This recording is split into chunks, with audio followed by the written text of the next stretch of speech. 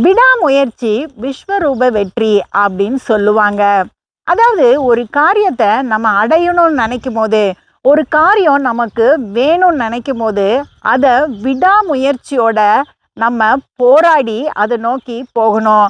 அப்படி நம்ம அதை நோக்கி முயற்சி பண்ணும்போது, அதை நோக்கி போகும்போது, அதோடைய பலன் விஸ்வரூபமாக இருக்கும். அதாவது இயற்கைக்கு அப்பாற்பட்டதாக இருக்கும்.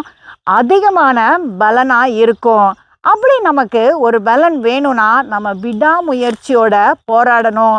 எந்த கட்டத்திலையும் நம்ம சோர்ந்து போகக்கூடாது.